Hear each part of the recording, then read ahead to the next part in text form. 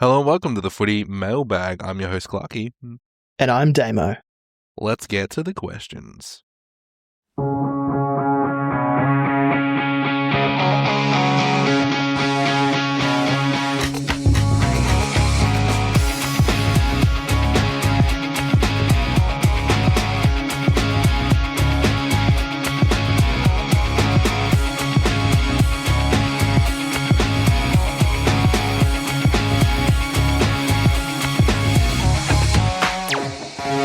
That's right, Demo. Another set of buys is behind us, and I'm still waiting to say goodbye to the season because I am done. I am sick this week. I've got a cough, and so is my team. My team is apparently filled with very sick people who are allergic to scoring tons. Not you two. My team caught that last week. Yeah, I don't know where it's coming from, but we need some kind of treatment, some kind of illness treatment. And that's probably the biggest thing that caught my eye this week is just how hard it has been to get it right over these buys. I feel like I'm either on par or so significantly behind the pace that it's infuriating.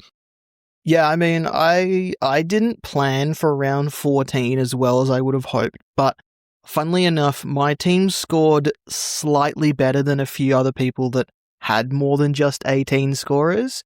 So I'm happy in that sense, but I did slide down the rankings about 4,000 places. So that put all the progress that I had up to this point and sent me back again. So I'm hoping that that the moves I have made this week kind of fix that, because I've actually put myself in a pretty good spot this week. I have basically a full team with only two primos missing. And then next week, I've got pretty good cover for the guys that are missing in what has been dubbed the worst buy round, round 16. So I feel like even though the premiums haven't been performing for me, I think I'm in a position where I can only move myself forward as far as the names on my team sheet look. But in saying that, just last week, I only had one player score over like 110, which was great for captains. And then this week, the only player I captained seemed to be the only one that didn't score over 120. So it's just one of those games that is just becoming really rather annoying this year. I had the VC on Jordan Dawson at one point in both formats. I also have an AFL fantasy team. I left it on in AFL fantasy, but took it off in Supercoach, so I missed the 184. At least you had it in the first place, though. Yeah, that's been I'm pretty happy with that trade this weekend. It's just, I zigged when I should have zagged. I brought in Took Miller, Damo, your spark of weeks gone by, and he only scored a 67. I copped Archie Roberts' new injury. He's out for anywhere between 4 weeks to 10 weeks. So probably put a line between 4 weeks and the rest of the season. Yeah. So probably put a line through him, and I still have the ongoing problem that is Dan Houston. Yes. At me every week. It makes me so mad. Houston, we have a problem. Yes. Thank you, Damo. I thought it, and you delivered. Tim English as well, only scoring a 55 against Lockie McAndrew. Ugh. I read somewhere the other day, it might have been a Freako tweet, or it might have been just one of those articles that Code Sports puts together, but it was one of those ones where it's where it's talking about statistics. Lockie McAndrew has won the hit out, and Adelaide have won the clearance 123 to 36 when Lockie McAndrew's been been attending stoppages, and it's meant that he's nullified basically his opposing ruckman every time that he's come up against it. So Lockie McAndrew might just be a really good defensive ruckman, and he's not putting out really bad scores in Supercoach either. I still have him. I feel like I'm stuck with him now. I don't have enough trades to fix that, and I'm okay with it. The rest of my team is pretty pretty okay.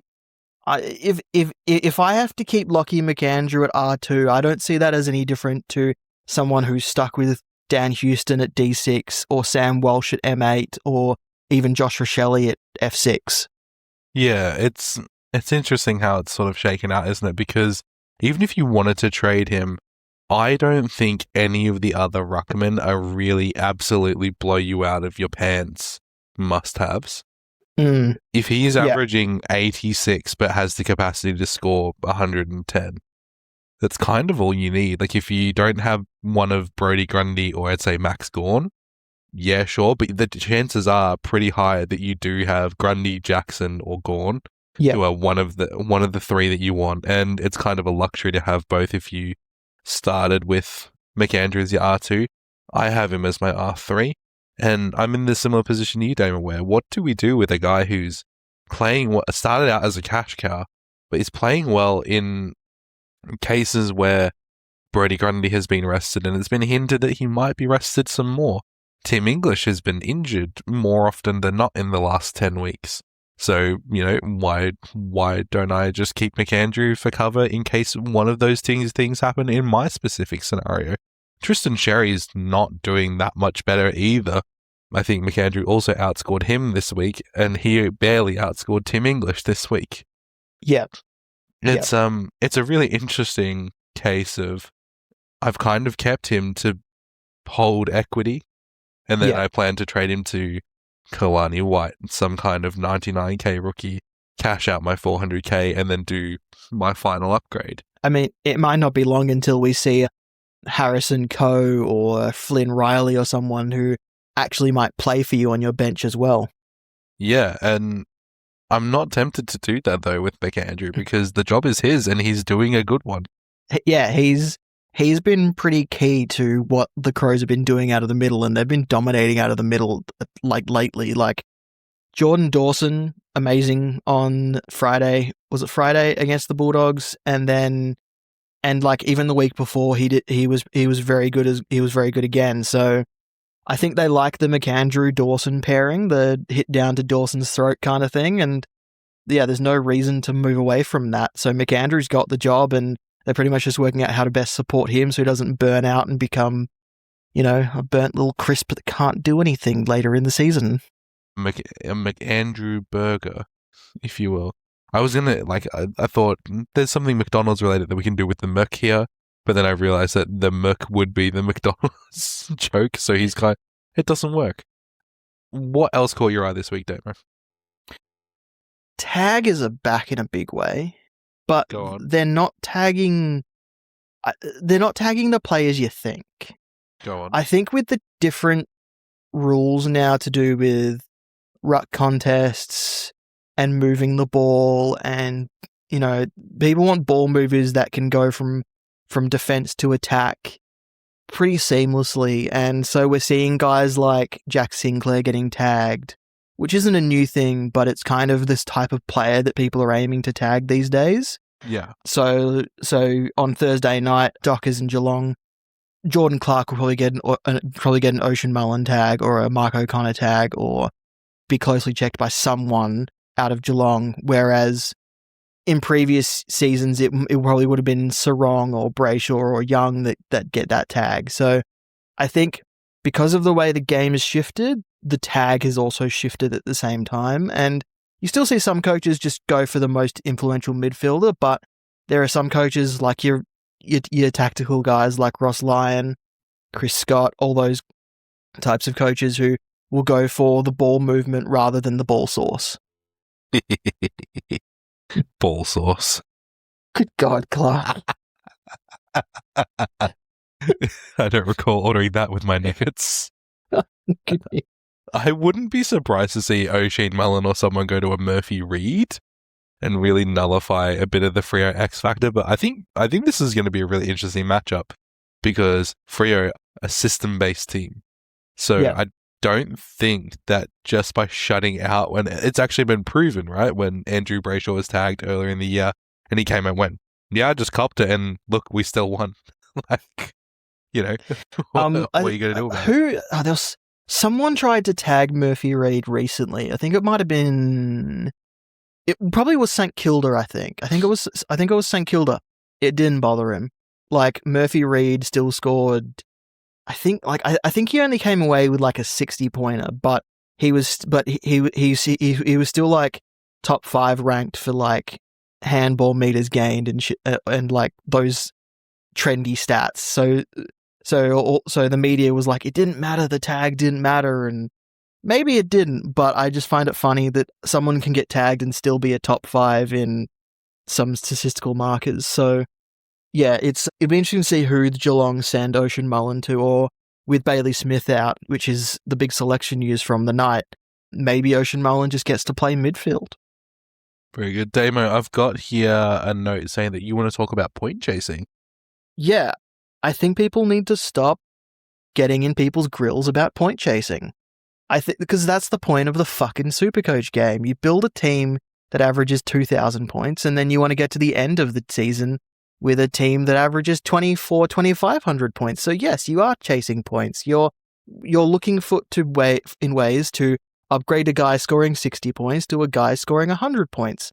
And yes, maybe a lot of players get traded in after they score a 200 or a 180 or that sort of thing. But I don't think it's that people want want those points. I think people realize those points are gone. I think it's people get reminded that those players have that capabilities and they want to get them before their price goes through the fucking roof. Like, I see Jordan Dawson is one of the top 10 traded in players after he scored a 184. I don't think that's because people think they're getting the 184.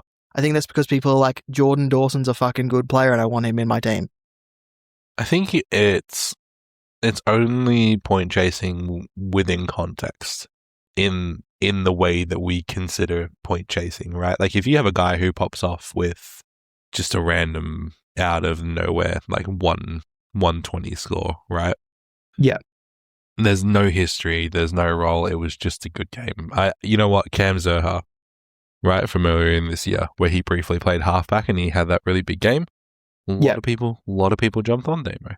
I think that would fall under the point chasing as we understand it. But I think if you can logically reason as to why a player has been good, you have data that shows you that they have been consistently good for a long time now, then yeah, I agree with you. We need to not worry about what it was last week. My point is really hard not to cough while I'm talking. My point is, of course, we are chasing points. That's the point of Supercoach. You start with a team averaging little, and then you want a team averaging a lot. You're literally chasing points. Like, that's the aim of Supercoach. Grundy scoring 200 doesn't make people go, oh, I also want 200. They go, oh yeah, he's reminded me he's that good, and he has the scores to back up that he's that good. So that's why they go after him. Same with Jordan Dawson. Same with Marcus Bontempelli. Same with Nick Dacos. You could make this list go on forever. Same with Nazai Wanganeen-Malera. Same with Harry Sheasel. Same with Max. Bringing in the players of that caliber, I really don't like when people think it's point chasing, because those players have form to actually be good players in Supercoach. But like you said, if it's someone that we wouldn't have thought of, like Carl Warner scores 150 points against Brisbane, don't bring in Carl Warner because he's actually a 60 averaging guy, but that's probably more the point chasing that people are kind of warning against. It's when people get told they're point chasing for bringing in an actual good guy, that's the bit that pisses me off. Yeah. Normalize minding your own business, I guess. Amen. Mind your own business. I don't know. I think I notice it quite a lot. Supercoach is a really hard one to talk about with people because people get really passionate about their opinions. And especially because there's a lot of it that's data driven, and there's a lot of good people out there who provide us with data and who interpret that data in certain ways. And there's this idea that I struggle with quite a lot, and it actually takes away a lot of enjoyment for me in Supercoach, where I now have an ingrained need to feel like I'm being optimal at all times, and anything outside of what could be considered optimal is crushing. Yeah, I get that. There's Supercoach. There is Supercoach identities out there who believe that their way is the best way and there's no other way to do it, and they won't accept other ways. And there's other guys who kind of gatekeep information to themselves and kind of drip feed it out, and then when a player doesn't do well, he goes, I didn't have this player because of this reason. Everyone should have known this. And it's like, well, did you share this information? Was this information out there? How would other people have known this information if you didn't share it? And it's just it's the community is in a weird place right now where it's kind of overflowing because there's so much out there, but there's also so much good out there as well that you kind of got to take the bad with it at the same time. Yeah, and just to sort of, and this isn't calling out anyone specific. I didn't have anyone specific in mind, but I just know that there are so many people out there who are just like, they're really, some to an external person might just seem a bit intense, but yeah, really they're just passionate. And I think of the good side of that being people like Scott. Yes. Yeah. Our friend Abs Magic. He's the perfect example of someone who is passionate but in it for enjoyment. Just cover down! It's like being shot with a gun. I still love that he gave us that sound Bless effect. him. Bless him. It's licensed. We have to pay him every time we use it.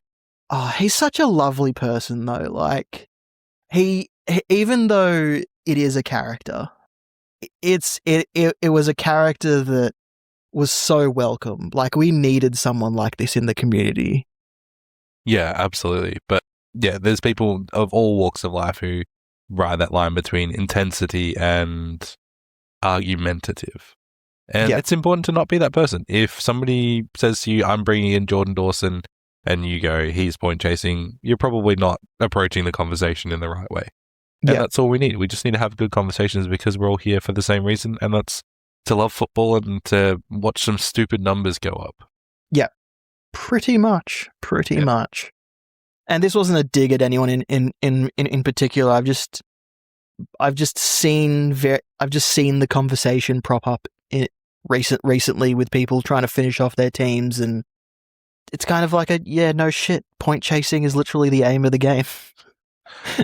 Only injury news for this week is Archie Roberts is out, as we mentioned, for 4 to 10 weeks. So, who are the best Archie Roberts replacements, listeners? We've got a list for you of players who are under 530k. That includes Lockie Ash, Lockie Whitfield, a pair of Lockies for you.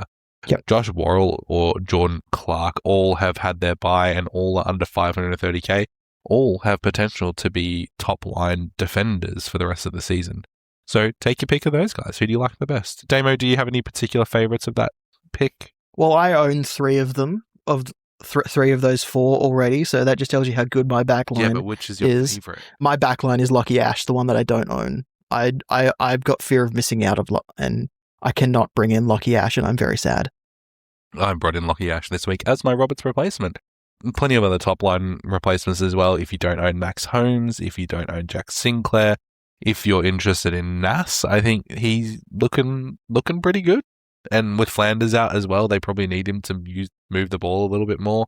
Just it's just a matter of keeping in mind St Kilda still have a bye coming up, so Nass and Sinclair, while they're great replacements, you just got to make sure they fit your bye structure with round 16 not being a very friendly bye round for a lot of teams. Don't be sensible, Damo. Just suggest players. It's not our job to be sensible.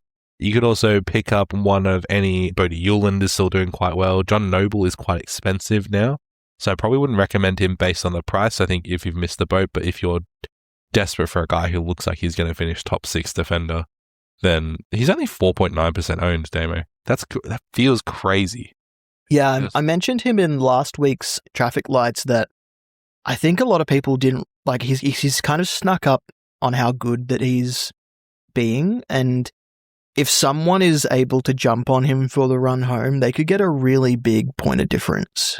Yeah, absolutely. We also have a list of upgrades and downgrade targets for this week as well. You've got Nick Dacos, Patrick Cripps coming off there by Tristan Xerri is cheap as heck, and Luke Jackson as well. Can I quickly just talk about Tristan Xerri? I think the Tristan Xerri pick will come down to trust. on the weekend, only played 70% of game time, only attended 6 center ball ups, and his score was kind of buoyed by some late game intercept marks in a close game. 16 disposals, 8 tackles. That's very sustainable, but it was the bits that made his score kind of go up into the next sort of stratosphere that I don't know if they are sustainable, because North aren't always going to be in a close game. Tristan Xerri, like, only attending 6 center ball ups is outrageous. Like, I've never, like, that seems very low for him.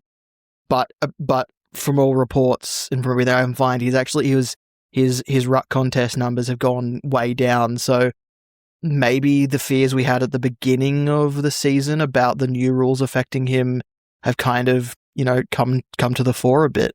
Well, in his last 4, it's an 87, 114, 43, and a 152. So a bit of a mixed bag. And you said that they're not going to play in many close games, Damo, but they're playing Richmond, Essendon, Port, and Collingwood in the next 4. So I think North, if they're serious, are probably competing against all of those teams quite hard.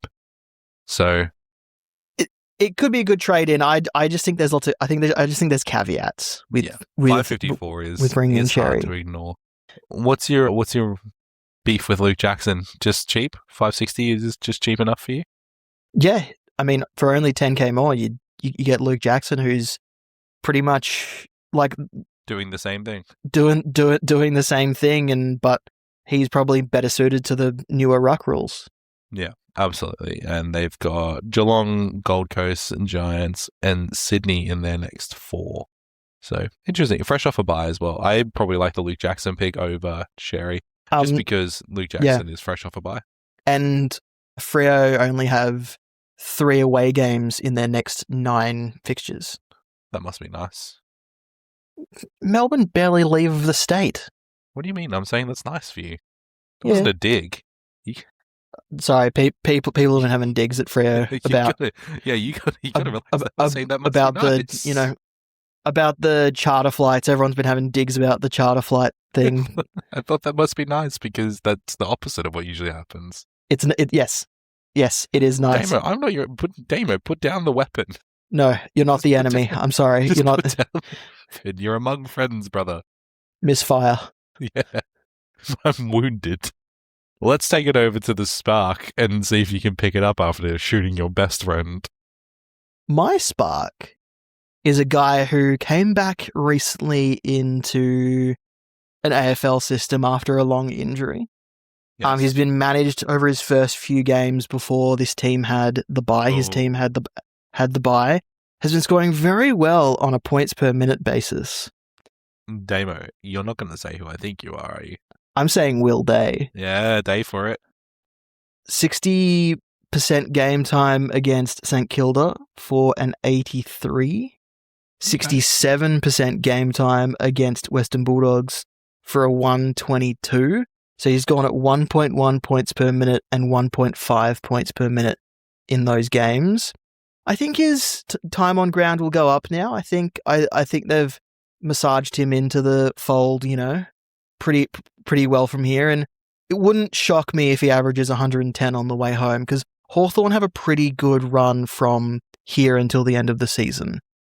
I'm very genuinely considering him as my final flex, like, guy who will cover injuries. So. Yeah, I mean, I'll just mention Hawthorn's run home. They have the Suns, then the Giants, then Melbourne. Good team, but you guys don't tag. Carlton. Hey, whoa. You put some respect on Colton Tholstrup. He's doing the best he can. It's not very much, but he's doing the best he can. Carlton, Richmond, Essendon, North, Brisbane, Collingwood, West Coast. That's soft. That's a really good run for midfielders. So that's why I really like the Will Day selection at 482k as well. Yeah, you could probably even wait a week if you're not convinced, listener, and get him next week, and he'll still be cheap as chips. Exactly. Yeah, great Spark neighbor. Good job.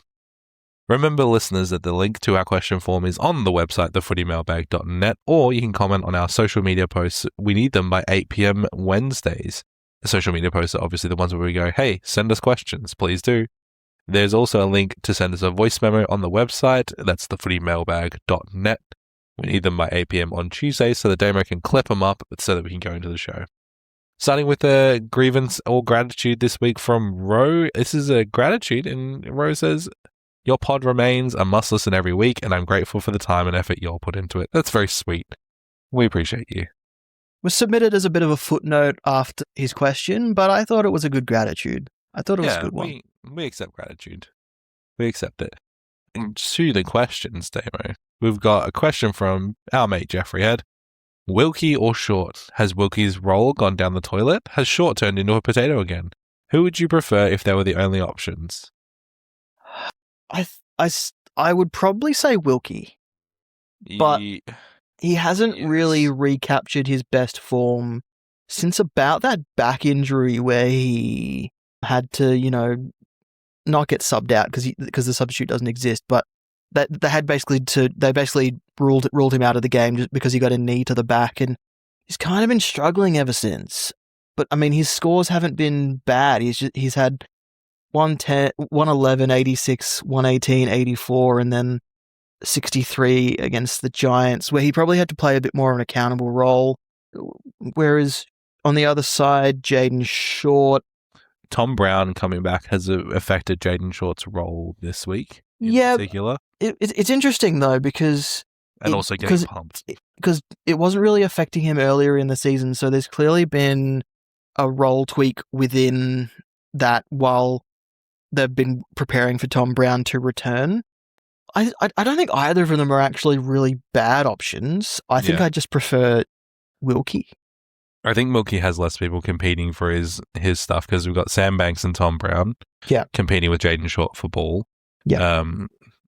Tom Brown coming out with like a 70 odd this week and Sam Banks with an 87 against Brisbane, and then Short coming away with a 66. But that could easily change depending on what they need. I guess Richmond are hard to tell because they're kind of circling the drain, respectfully. So, sorry, it sounded a lot meaner when I said it out loud, but that kind of feels like what they're doing a little bit. They were pretty good against Brisbane. Until they weren't. True. They played 2.5 quarters as opposed to no quarters the week before against Sydney. But, glass houses with Melbourne, so I won't throw too many stones. I'd probably go with Wilkie as well if I had to pick between the two. Yeah. But I'm not really convinced with either. Yeah. Ro also sent us a question and they say, I have made my trades for this week. I'm just a tad concerned about the weeks following. Any suggestions for how close I can get to a finished team? Feels like this year I'm going to be a decent player short. So looking at Ro's team here. So he's got a premium needed in defense, a premium needed in his midfield, and that's basically it. He's got some nice value options in his forward line in McKercher and Durham. It would be nice if McKercher could return to the half back line, but they're not terrible. Well, the forward line's done as far as I'm concerned. Yeah, really. I think the forward line is pretty well done. Just focusing on getting that last mid and that last defender. Seems and I don't think you're that far away, mate. I think you just got to wait for some rookies to fatten up, really. Like even Hall Kahan as your D6 for now is fine. He's probably only going to score you about 70, but that's not bad. Like that's competitive with the likes of, unfortunately, a Dan Houston for all the owners in pain with him at the moment. I'm saying all the owners, but I feel like you mean me. I am, because I know the pain that you're in, but I also know the pain that other owners are in as well, because I do know more than just you that own him. Hang on, you know other people? Yes, I know other people. You've been seeing other people. I didn't want to break it to you like this. You son of a bitch. But yeah, I see you've got 3 big rucks. You've got Jackson, Xerri, and Grundy. That's really good. You've got the flex in Zach Ostelski there, which obviously that will bring Grundy back on field when You need that. Your team's not too far away. I think if you really want to focus on bringing in a good player or a decent player, it's going to be your D6 where you do that. But yeah, your team's actually in a pretty good spot, right? I wouldn't fret about your team. Yes, unfortunately, you're stuck in the waiting game period because you've done all the available moves that you have, but holding fire is not the worst thing in the world sometimes. Yep. Pete Z has written in and says, "Yo, fellas, when's the next round of DPP changes happening? Do you think Merrick gets defender status? Is Ison worth keeping as he's mid, but has been playing forward? Surely he gets DPP. Can you see who else is worth keeping an eye on that might get DPP status?" Yeah, so DPPs come in after round 17. Yeah, it's after. This probably also answers the next question in the queue as well from Con, asking if Merrick continues to play in the back line. Are we able to track if he's looking like getting defensive status at round 18? Look, Zach Merrick will not be getting defensive status after round 17. He's only played 12% in defense, according to the current stats. So even if he plays 100% over the next few rounds, he still won't make it. So unfortunately, that is out of the picture. Jack Ison will get forward, I believe. There's a chance that Murphy Reed will get mid eligibility. There's a chance that Hayden Young might get forward eligibility. But for a lot of the other players who have had recent moves, it's kind of out of the question. Agreed. Very good. Jackson, yeah, sorry, no notes. I was just trying to read the next question. Jackson J has written in, "Hey guys, I've held Harley Reid so far. Is he worth keeping? I don't want him to lose more cash than he has in the last few weeks. His break-even is 112. I thought he would have a better season based on his price. I've got Walsh, Harley Reid as my M7, M8. So not ideal. 6 trades after this week and only really need to upgrade Jagger from F6. Also, my benches going forward look to be Dirksen and Roberts' replacement. Mids are Hawkahan, Fitzgerald, and Ison. Forwards, Lake, and a 99 rookie downgrade soon. Are those benches too weak to cover?" I'll start with the second question. No, that bench is pretty much exactly what mine looks like. So no, if it's good enough for me, I'm going to say it's good enough for you. Sorry. I tried to stifle a cough at the same time and I sound like Krusty the fucking Clown. You can approach it one of two ways, which is either you make the trades, have the cash, and you can bring in players that are worthy cover for your bench, so mid prices, or maybe if you're feeling fancy, a premium or a cheap premium. Or you just hold on to those trades with the bench that you have now and hope that nobody gets injured. So there's one of two ways to approach it, but from the sounds of it, things are going well for you. In terms of holding Harley Reid. Harley Reid is an interesting one. I think I think the consensus is hold Walsh now. I think there's been a lot of people saying to get rid of him, but it's slowly changed to now Walsh is one you just need to upgrade around because his scoring hasn't been terrible. It just hasn't been up to the standard that we want in our midfielders. So I think you got to keep Harley Reid and trade Walsh, or the other way around. I think you keep one. And I would probably keep Sam Walsh in this scenario. Harley Reid hasn't been doing that badly. He just hasn't been, as you say, he hasn't taken that next step yet. And that next step will come. I watching the game on the weekend against North Melbourne, I actually thought that he was better than his score suggested at the end of the game. So I think his next step is coming. I just don't think we've had it yet. But yeah, I think Harley Reid's got to go. And Jagger Smith is 406k. There's some pretty good forwards around that price that you can just move without having to use any of your cash. Yep. Riley Philthorpe. Brent Daniels. I don't know why I said it like that. Yes, this is my son, Brent. His family name. Brent, you say hi, you be good boy. Next question, go on. No, sit in it, marinate in what you started. Adam has said, "Hey lads, really enjoying the podcast this year. First time listening. Thanks, good to have you, Adam. My question is, my last upgrade into my flex, who is the better option, Xerri or Jackson? Thanks, Jackson. Jackson. Yeah, I think we 110%. I think we covered this earlier, but I think Jackson has the better has grasped the new rules better than Xerri has. And people are worried about the Sean Darcy impact whenever that happens, but I think it would be dumb for the Dockers to water down what Jackson's doing. I think when Darcy comes in, he will literally just play the same role that Mason Cox is, which is about 50% game time, pretty much only going into the ruck when Luke Jackson needs a rest, but resting forward most of the other time. So yeah, I think people worried about what Darcy's going to do with Jackson or going to do to Jackson scoring rather. I think the Dockers would be dumb to water it down from here. I also just think that Luke Jackson is more fun. Correct. I don't know, something about Xerri is bad vibes. Maybe it was smearing blood on someone's face. Yeah, I think it was, but I kind of think he's gross now. And hey, call me a little woke boy all you want, but I don't like the guy who rubs blood on somebody else's jumper. Seems like a shit thing to do. Yeah, what are you, a DC villain? The Wiper. He has a tragic backstory as well, like all DC villains.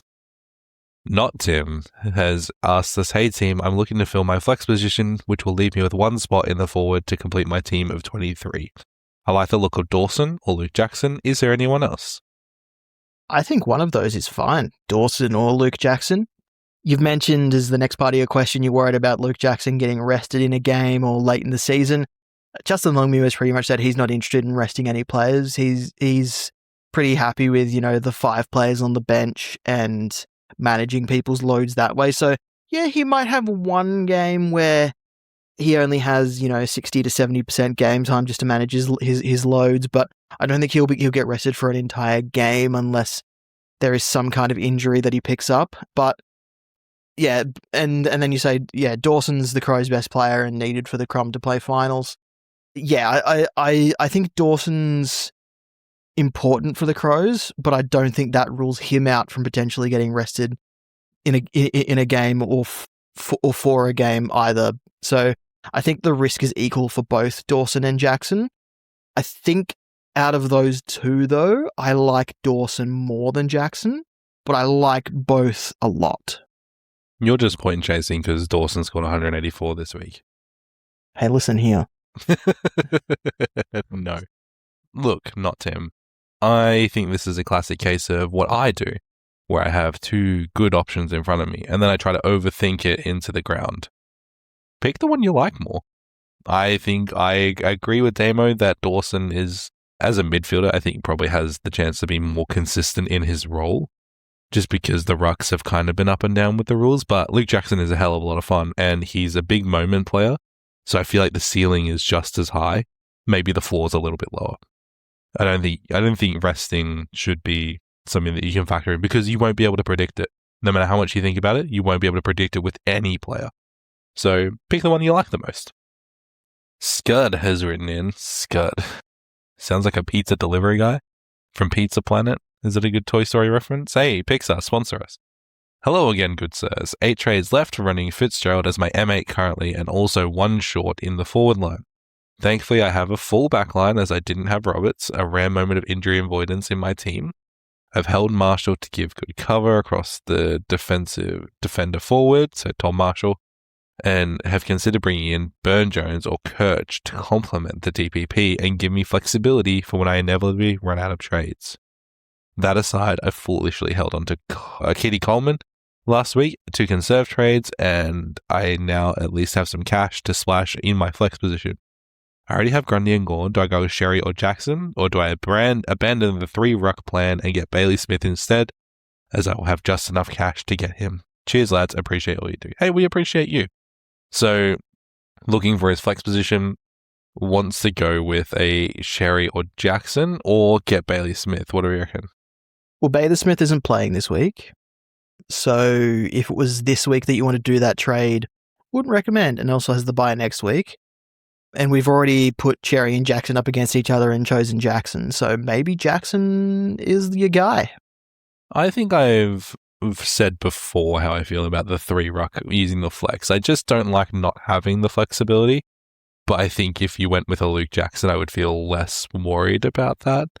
Although it doesn't remove my complaint. My complaint isn't the scoring, it's the, well, what if you want to move some guys around and do some funky stuff? Yeah. But out of the guys that you've mentioned there, Scott, I think Jackson's the one to go with. You mentioned Burn Jones, and I just looked him up. I didn't realize that he's gone 90 plus in 3 out of his last 4 games and is pretty cheap and hasn't had the worst season. So something that I didn't really have on my bingo card, but has been doing just as good as, if not better than, Colby McKercher. So yeah, I think I like ABJ more than Kirch. Yeah, for sure. Yeah, between the two. Yeah. I don't know, something about North, I guess. Darcy Burnt Jones seems like a fun pick as well. Yeah, and that is the number 1 box that we have to tick. Matthew has asked us, looking to upgrade Murdoch in the forward line. Open to any suggestions, but bonus points for a fun pick. Thoughts on Murphy Reed now that Sarong is back in? Alternatively, I can explore the more obvious and consider Luke Jackson in the ruck or flex. Will he hold the form on the run home? Is he a must-have? 130k in the bank, and he sent us a photo of his forward line where he has Sheasel, Petrarca, Bailey Williams, Zach Bailey, Tom Sparrow, and Charlie Banfield. Sorry about the Tom Sparrow pick, brother. That's a rough one. He's gone down a little bit the last few weeks, which is a bit of a shame because he found some form for a little patch there. But that's the game. Maybe the week off will do him well. Yep. Maybe it could do anything, Damo. Especially if he wants to come back a better boy, then I encourage him to. No, he's been fine. Fun suggestions for the Murdoch forward line. Because I think Matthew knows what the obvious ones in. We've also got Damo. Your thoughts on Murphy Reed now that Sarong is back? I don't think it changes Murphy Reed's scoring much. He didn't attend that many center ball ups in the first place. He was mostly an around the ground stoppage type player, and he's still one of the Dockers' best kicks inside 50 and is still one of the best score sources for them. So he doesn't necessarily score the goals, but he most of his kicks inside 50 find a target who then goes on to score. I can't remember what that's called on the stat sheet, but he's got a pretty good floor because he's got other statistical markers kind of holding him up. I do like the Murphy Reed pick, but there's also Brent Daniels, Max Hall, Riley Tilthorpe I've seen people looking at because he's back in form and probably now backing up Lucky McAndrew in the ruck for the Crows. There's some nice options around that Milan Murdoch kind of price, so it wouldn't take too much to upgrade him. How do you feel about Sean Manor? That could be fun. That could be fun. Will it be fun? I don't know, but that could be fun. I think Sean Manor could be fun, but he also has games where he scores 31 and 55. Damo, don't we all? I think Sean Manor will be fun for a moment until he scores 255s in a row and completely ruins everything. No, but that's just Supercoach as a whole, Damo. You're just describing the average Supercoach experience. How is Shea Bolton scored so many points this year? Cozzy Pickett is 468k. He is. Well done. He's not fun, but he definitely is doing well on total points. Yeah, and can we talk about that just for a second? Cozzy Pickett is one of the most exciting players to watch. But as far as a Supercoach own, my God, it can be frustrating. What's your beef? He's averaging 100.6, so it feels like I'm nitpicking for nothing. But it just feels like he has to do a lot to score well. Yeah, right.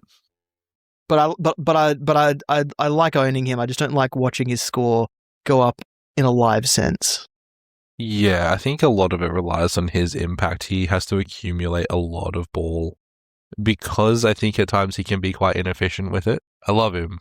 Absolutely love him to bits, but he can be very inefficient. Yep. Listen, hear me out. I got one more. I got one more. Hear me out. Right, and then you can. That's my quota for the episode.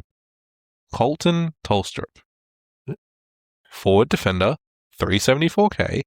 He's averaging 70. Yes, however, he is playing halfback now.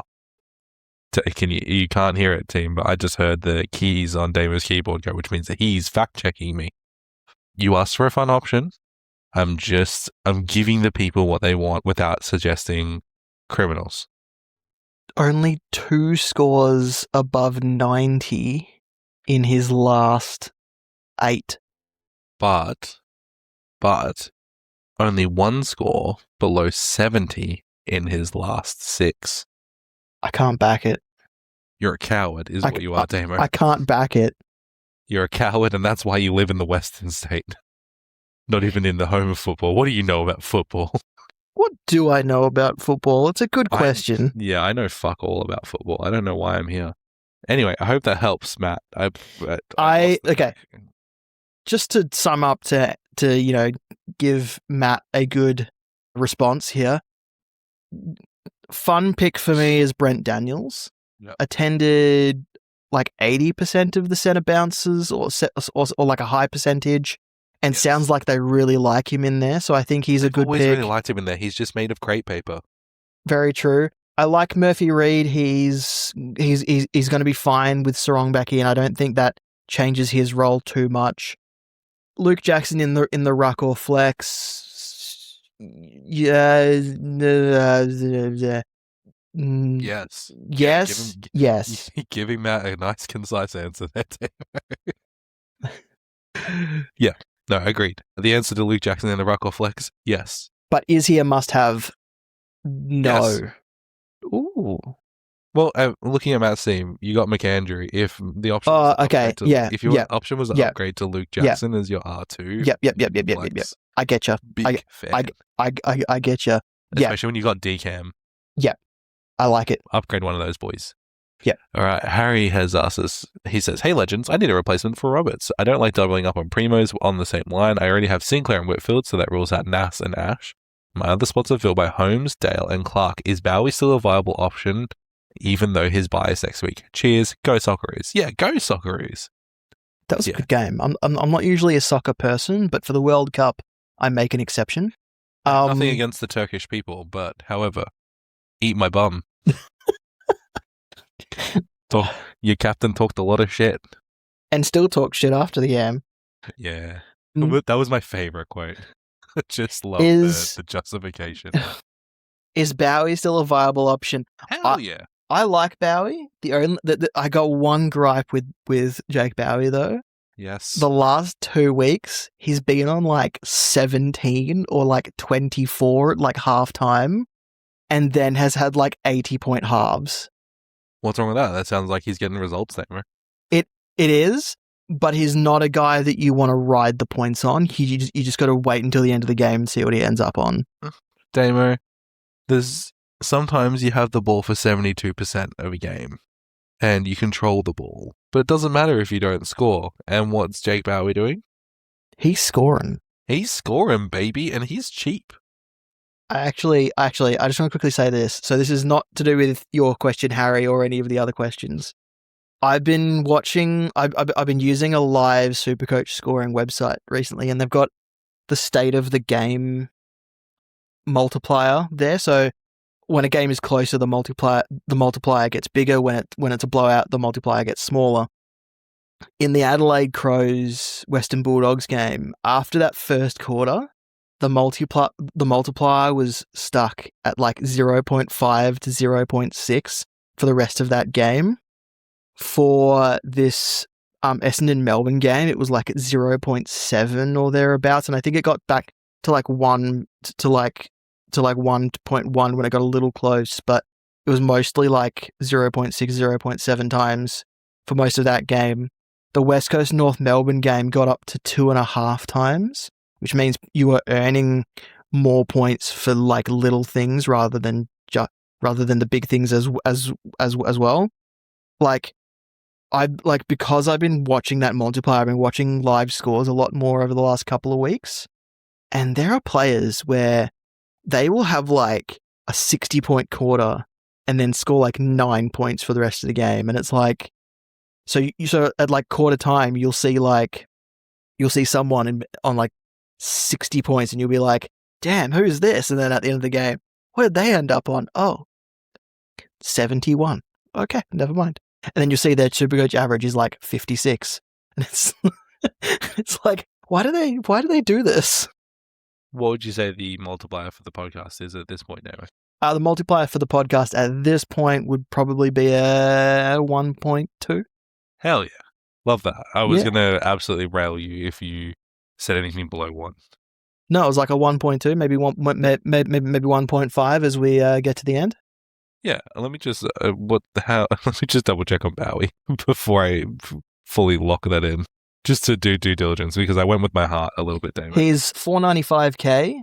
He has scored 105, 101, 96, 110, 77, and 106 since coming back into the Melbourne team. I am a Bowie owner, and he is 489k, not 495, and he's a pretty good pick. I like him. Yeah. He's a guy who's, like I said when he came back, he's a guy who's going to score you like 100 every week.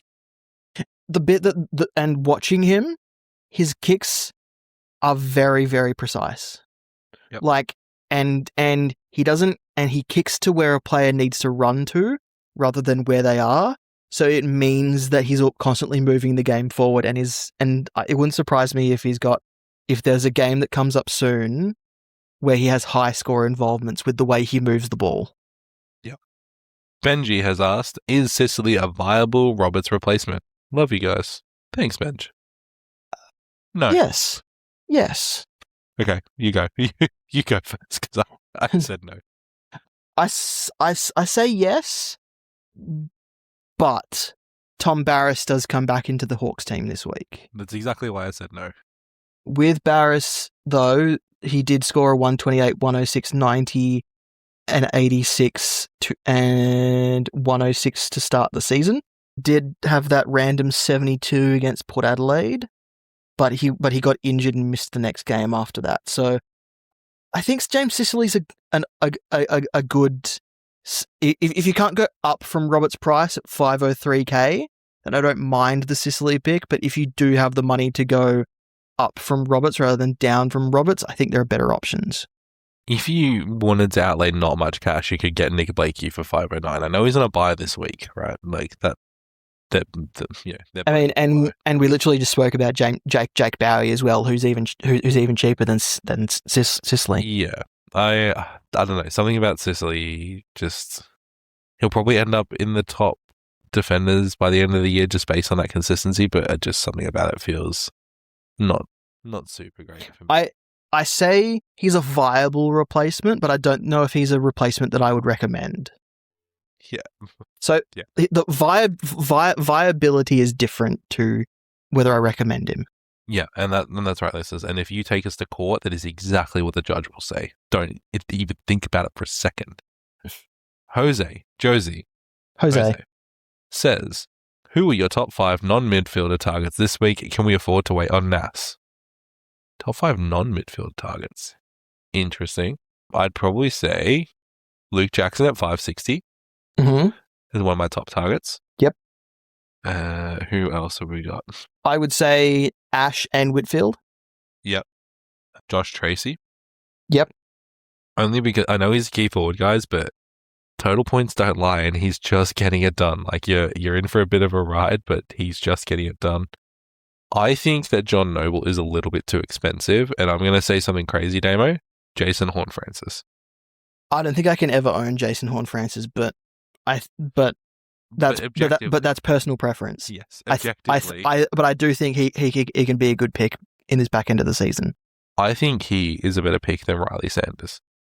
I'll say that. I'll go on record saying that. Okay. I also... he's on a buy, actually. I can't recommend him. Never mind. You know what? You can recommend players on a buy because if your structure supports it, just someone to think about for next week, right? Darcy Wilmot. Love it.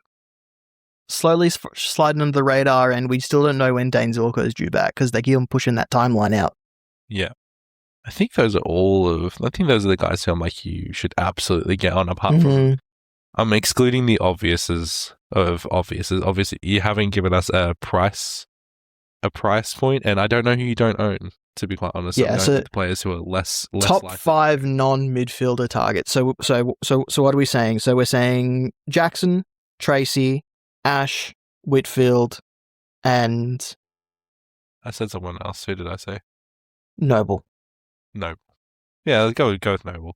There's Yep. plenty of other guys. Jason Horn-Francis, that was the other one. Sorry. And Jason Horn-Francis. That's 6. So we've got 6. Could you wait on Nass? I think so. What's his break-even? His break-even's 104. Break-even's 104. Look, he might be a little bit more expensive if you wait, but I think you can afford to wait. I don't think his price will go up that much. Yeah. I want to see him ease into it a little bit. They play like 9 out of their next 10 games or something at Marvel. Like, it's crazy. Yeah. So I think he'll be someone that you should definitely consider for the ride home, even if you don't get him this week. Peter has asked us, talk me into getting Xerri as flex, and now talk me out of getting him. I'm torn. Don't get him. If you need to be talked into getting Xerri, then you shouldn't get Xerri at all.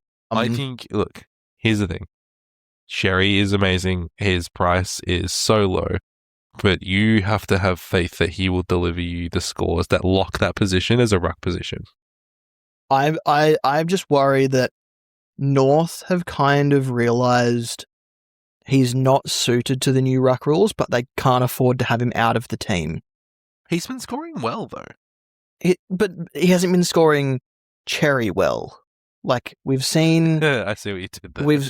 We've seen him in past seasons under the old ruck rules really, really dominate. Yeah. But he's been pulled back because of these new ruck rules. So I think when people are bringing him in, they're going to be expecting the 110s, 120s, 130s every week, whereas maybe with the new rules, he's more of like a 95 to 105 guy. Do you really believe that? I don't trust him enough to look into it much more than that. I think if he is the best available player that you can get, then there's no reason not to get him. Historically, for the whole season, he's only had a few games that have been extremely poor, and the rest of them have all been acceptable. Even if he's a 95 to 110 guy, at 560 Damo, you'd probably take that. Yeah, probably. I'm 560. I'm not as convinced. I think the score against West Coast was a bit inflated because of the way the game was. Yeah, and what about the score against, was it Collingwood, who they play 2 weeks ago? Fremantle, the 43? Yeah. No, the one before that, the 117. I've made Damo look more into it when he said he didn't want to look more into it than that. Yeah, use a little machine. Use your little machine. I can't believe this, Peter. You're torn, and now you've torn this podcast in twain, sir. The 114 against Gold Coast. Yeah, so that would have been against Wits. Or Moyle. No, the Wits only got dropped last week. Yeah, but I think they were rucking together for a little bit. Yeah, fair enough. Yeah, look, I'm not totally in on Xerri. Okay. Flip a coin. And if you flip the coin and you're not happy with the answer, then you know your answer. Dana asks, hey guys, is it worth getting McKercher as flex? His DPP is for the 2 areas we might have the most trouble covering in case of injury. Example, mids get covered by guys from defense who have mid status, or forwards who have mid status. Kerch covers forward and mid. Is it worth getting McKercher as a flexible cover because he's a DPP? Only if you think he'll score well. If it's just for cover, I don't mind it. I don't think you should bring in a player if you're like just for the sake of them having flexible positions. If you're not convinced that he is going to be the best scoring player, then just wait. Wait for the injury to happen and figure it out. Then, like, don't bring in a guy who you're like, oh, well, he might be good. Yeah, it might be more beneficial. That's how you do it with Dan Houston. It might be more beneficial to hold a trade now, so you have it later, than use it and then never have to worry about using that player. 369. He's got a break even of 71. They play Richmond this week. His last I McCutcheon's last 4 scores. Do you want actually 67, 61, 65, 81. Like, shout out to the North Merchant or the Kanga Merchant? He's a track watcher.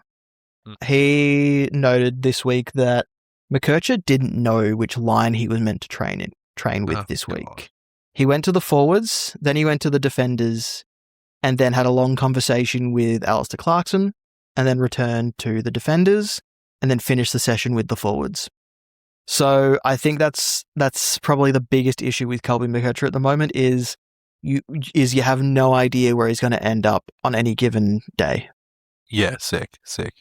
Yeah, I think that's good enough for me to say don't do it. Yeah. All right. Thank you so much. I think the save trade will be more valuable in this situation. Yeah, bring in a player that you like if you're going to fill up your flex. Yeah. Thank you so much. That was a lot of questions this week, guys. You did fantastic. You're doing fantastic in everything that you are doing in this life. You're going out there and being a great person. Just thank you for your questions. Traffic lights. We're changing the format, but we've also never greenlit a player. We're changing the lights format, but also we've never usually greenlit a player 2 weeks in a row. What's this note about, Damo? So you need to give me more context. Well, usually you pass over to me when you get to this point. Do I? Yeah, so the lights are going to change. Uh-huh. Instead of being by position, I'm just going to group them by color and then specify the player's position when I give the little blurb. So Little blah blah. So all the greens will be together, all the yellows will be together, and all the reds will be together, and it won't be separated by position. Yeah.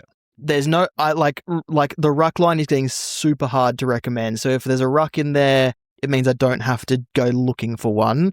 I can just add one in if there is a ruck to recommend. Otherwise, it'd just be the same 3 guys on rotation. Correct.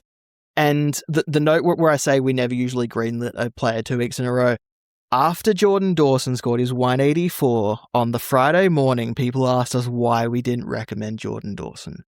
The week before, when he came off the bye, we recommend Jordan Dawson. We never have greenlit a player 2 weeks in a row, especially around bye time. Jordan Dawson was recommended 2 weeks ago. Yeah. Yeah, that's all I'm saying on it. Full stop. Full stop. Yeah. Damo, once again, he values your feedback on the traffic lights. Please keep it coming.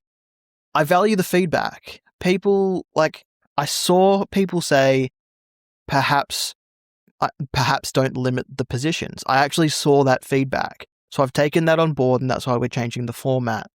But I also need to remind people that even with the changed format, I still might not have recommended Jordan Dawson last week because we never usually greenlight a player 2 weeks in a row.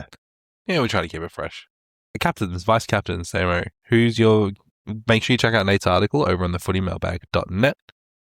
Damo, who's your vice captain for this week? I'm going with Jackson on the Thursday night. Great option. And then I'm going Zach Butters against Collingwood on the Saturday night. Interesting. I am going with the Jordan. Can I tell you my disaster with my captains last week? Yeah, sure. Go on. I had it on the combination. I couldn't settle on a combination. It felt like every combination I had felt wrong, so I kept on moving it. Eventually, my vice captain became Marcus Bontempelli. He scored a 101, and then my captain became Isaac Heaney. He scored a 104. Every player that I took the V, C, and C off scored 120 plus. So if you want your player to score 120 plus, just tell me to put the captaincy on overnight and then take it off, because that seems to be how it works for me at the moment. Sorry, I was muted there, Damo. What a conundrum. So what's your plan? How have you decided to rectify that this week? I'm not touching my captains. Okay. I'm locking in Jackson and Butters. If Jackson scores well, I'll activate a loop, but I'm not touching it. Yeah, not at all. Not at all. Do not touch Willie. Pretty Don't much. touch it. Don't touch your Jackson.